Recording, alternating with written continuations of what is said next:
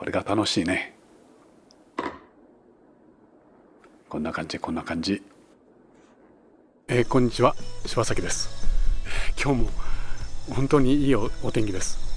以前ねお見せした、萩の花見えますか？こんなにたくさんもう咲いてます。なかなか素敵でしょう。皆さんが見ていただいた黄色い蝶々も今日も飛んでますね。この、お花の蜜を吸いに来てるのかな。萩の花ですね。でも今日ねお話しするのはこの花ではなくて、違う秋の花のお話をしましょう。はい、それは何かというと、この花です。ツユクサですね。これも素敵な色してるね。ではこのツユクサをちょっとねこれを絵に描きたいので、少し取ってきます。下の方からこの辺りにしようかな。ツユクサですね。少し余分に取ってきます。この辺りからこれもいい。あとこのツユクサとですね、すぐ近くに咲いているこれアザミですね。本当はこれはもう夏の花かもわからないんだけど、もう今花が終わってこんなつぼみになったりもねしてます。でこれも一緒にね絵のモチーフに取り入れてみたいと思います。ここのアザミを取っていたらカラス類を発見しました。緑のカラス類ですね。これから赤くなるんだよね。あ、いっぱいあった。ここにもいっぱい下がってます。何でも見つけたら即席でモチーフにしちゃいましょう。はい、これが取ってきたアザミとツユクサですね。そしてカラス類です。今日はこんなものに入れてみようかと思ってます。まずはちょっと思いつきで入れちゃいましょうね。こういうやっぱり野の花ってのはあまり気取らずになんか自然にこうするっていうのがとってもいいんですね。手前の方にちょっとこう垂らすようにしようかな。気をつけなきゃいけないのがこのアザミなんですよね。美しいものにはトゲがあるというね、昔の人は本当にうまいこと言いますね。はい、ちょっとねセットしてみたんですけど、やっぱり自然の花っていうのはそれなりに何かすごく心に訴えてくるのもありますね。で、ツユクサとアザミと、それで偶然見つけたカラス類ですね。ではこれでちょっと描いてみます。どうだろう、形はこんなもんかな。もうちょっとだけ描こうかな。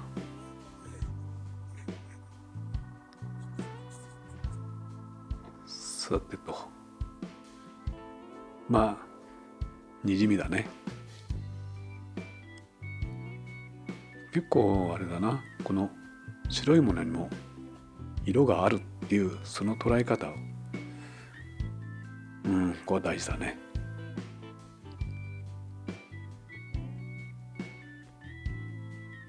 どうだろう。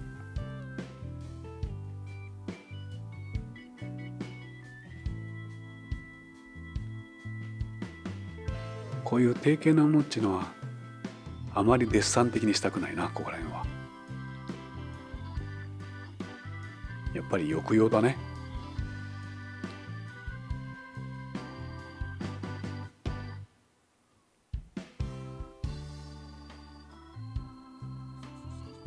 絵の具飛ばしちゃおうかな。この辺はこれが楽しいね。こんな感じ。こ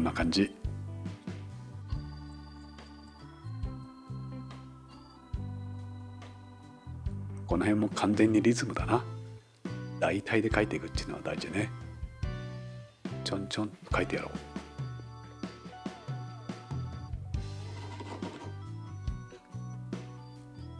う。お、結構花うまくいってるかな。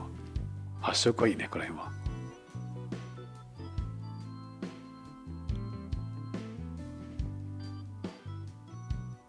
もう2つくらい花描こうかな。こっちの方に。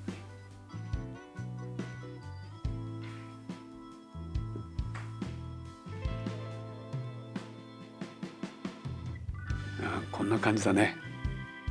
こう混ざった感じが我ながらいいな、これは。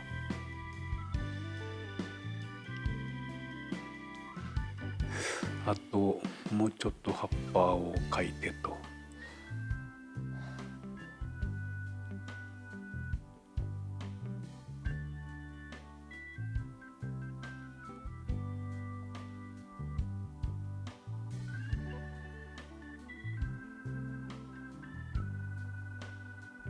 絵の具の透明感をやっぱりこうどう生かすか、もうちょっと色のっけてみようかな。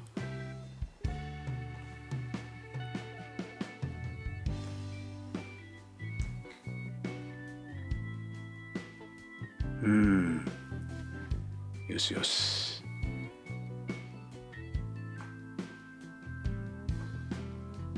ツユクサの色見えてきたな。ツユクサの葉っぱって結構とんがって面白いね、これは。タッチをこう生かして、それでとこのカラスウリ、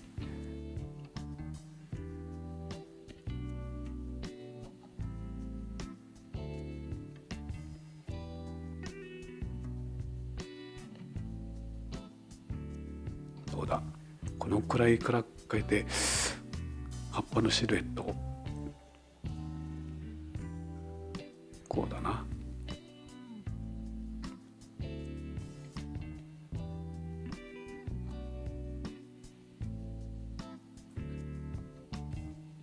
これ実際よりもちょっと暗く描いちゃおうかな。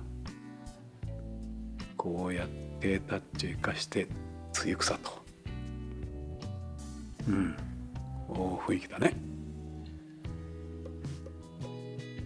そしてまだちょっとそうだな、ポットが弱いな。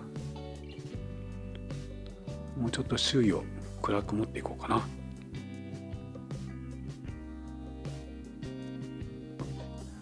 この花が強いからちょっと少し溶かしてみよう。このくらい溶かして、いいね。ずっと全体にこうしっとり感出てきたな。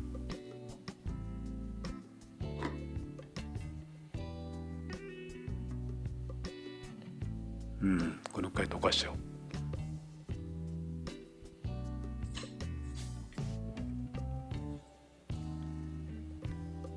床の存在感もうちょっとかな。このくらいだね。よしよし。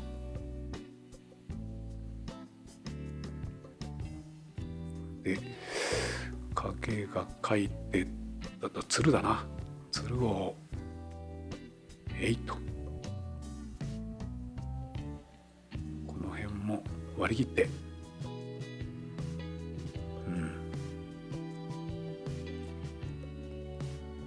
つゆくさを描いて、よし、全体にいい感じにまとまったかな。こんな感じだな。よし、これで完成。はい、出来上がりました。今回は、秋の花、それも本当に小さな、つゆくさをテーマにしました。このようにとてもね、ささやかな要素を描くときはそのものを目立たせるというよりも絵全体の調和ということに気をつけて描きましょう。はい、いかがでしたか？あなたもぜひ、水彩をね楽しんでみてください。もしよかったら、評価とそしてチャンネル登録もよろしくお願いいたします。最後までご視聴くださって本当にありがとうございました。それではまた。